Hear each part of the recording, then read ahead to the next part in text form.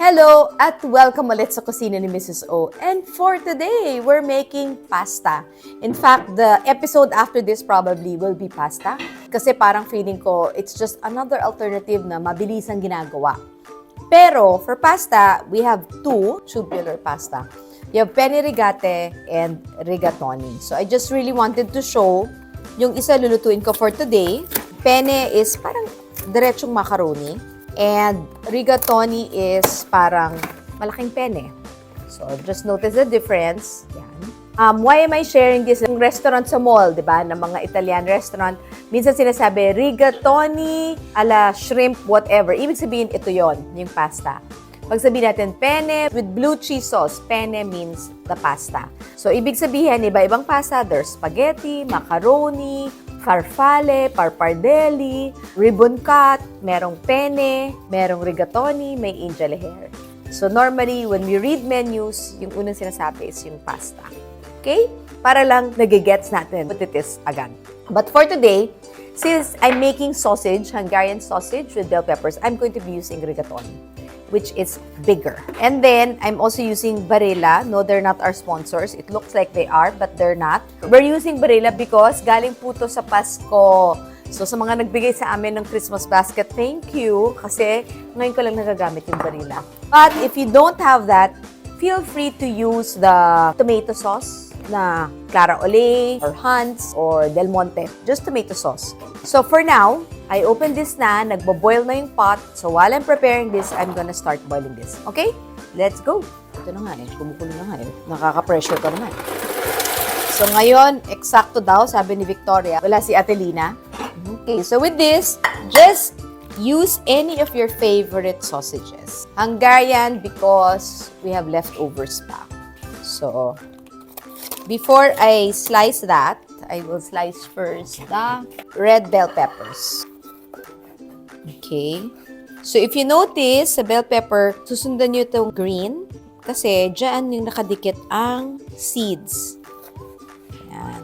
Para when I, kasi diba sometimes when you make bell peppers, it's so messy with the seeds. So, if you notice, there's none. I'll do it again. So, I will just follow the line of the green. I'll slice it there. See? No seeds. Titingnan nyo siya. Again, I will follow that line. Still clean. No seeds. Minsan, it's so messy. There.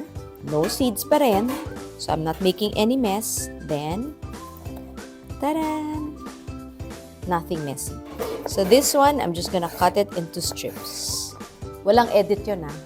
Totoo. Totoo yun. Walang seeds.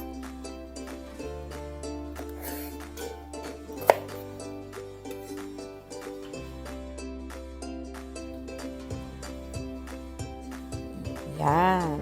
Okay.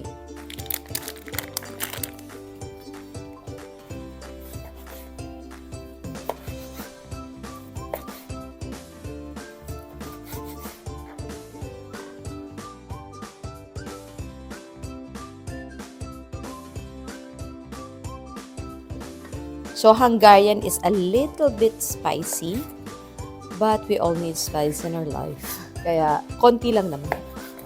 Pwede nyo rin tong gawin with chorizo, ha? Or longganisa. By all means. So, when I say sausage, it could be any sausage. Pwede yung, longganisa na medyo mag-garlic. Yun, perfect. Hindi yung hamonado na medyo matamis. Iba yung dating. Okay? 2 minutes. So, ita-transfer ko lang siya dito. And then, I'm gonna be using the wok. Okay.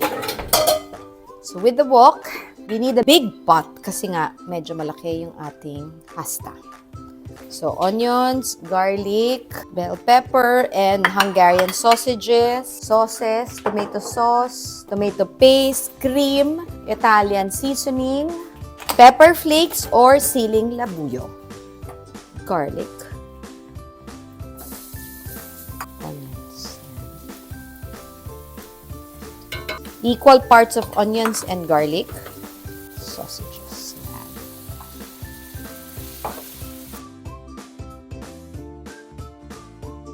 Iniuna ko yung ating red bell peppers para malanta.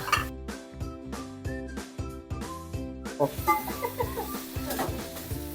So we're just waiting for this to be vigorously, when you say sauteing na nagsisizzle siya. No? At this point, it's not yet sizzling. So we're just gonna wait for that to sizzle a bit before we add all of the other spices, the other aromatics, no? So at this point, lalagay ko ng Italian seasoning kasi nga, we're using dried. So para mas maging intense yung flavor, you need to add it at the beginning. A little bit of spice. A little bit. Dahil maraming spice, we're just gonna put a little bit of white sugar kasi nagpabili na si Vicky. So, kailangan siya linalagay in the beginning para magising. Diba? Kasi, syempre, dried na siya eh. So, there. So, you could see. Kanina, tinan nyo, dami-dami. Tapos ngayon, ang konti na bigla, diba? So, just another 2 minutes. Kasi, we want the, diba, perang kinot ko medyo pag ganun yung, yung Hungarian sausage. We want it to curl a little bit. So, it means it's really cooked through. So here, I'm going to be adding a little bit of salt. Kasi nga, para may lasa yung ating sauce. Okay. Just about 3/4 a teaspoon. Then, I will add just a tablespoon and a half of tomato paste. Okay. Why did we add tomato paste? Kasi nga, para ma-absorb niya, tsaka nagmi-mix siya with the oil. Para hindi oily. I'm gonna add. Kung wala tayong tomato sauce na barila, which is totally fine, it's just that leftover from Christmas, lalagyan ko lang ng tubig, sayang. Let's absorb, diba? I'm just gonna add yan. A little bit of sugar. Just to balance the spiciness. So we're just waiting for it to boil para mas mag-blend ang lahat ng ating tomato sauce. Ito, we're not even gonna use the whole cream, just half a cream. Just to neutralize the acidity, no? Tsaka yung pagkaasim ng tomato sauce. Half. So, basically, half a cup lang. You want it medyo basa-basa because rigatoni is a very makapal na tubular pasta. You would want the sauce medyo creamy para mas dumikit. Okay.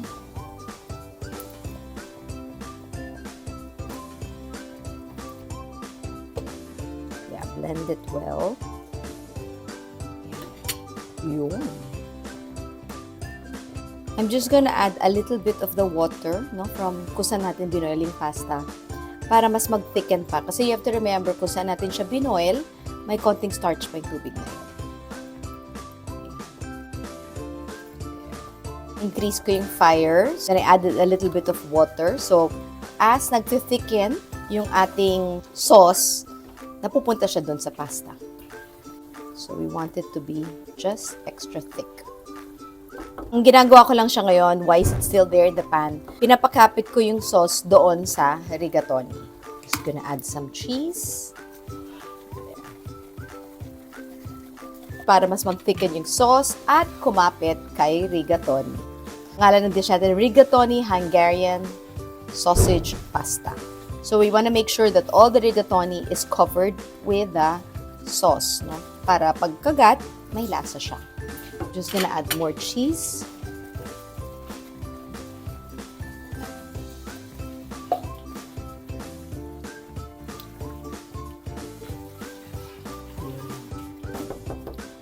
Just 1 more minute and we're done.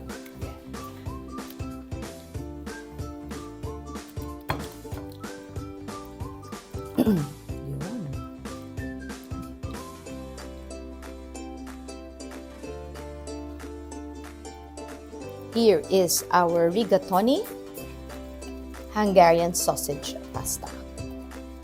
Ang ating lunch for today para sa aming team dito.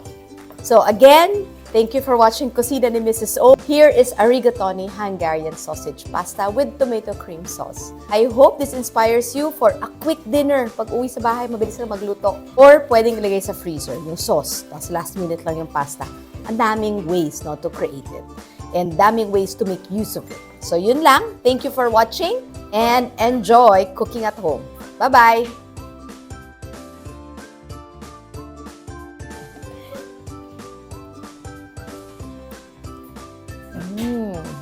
Sarap. It's the best pasta. Joke lang. Nagtutuwa lang ako sa sarili ko. But seriously, masarap. It's very smoky. Katamtama lang ang luto ng rigatoni. And the tomato sauce, kala mo we put sugar na it's icky sweet. Walang tamis siya at all. Very well balanced. Talagang pinangtanggalan niya dun sa kaasiman ng ating tomato paste. But of course, we needed the tomato paste to create the body.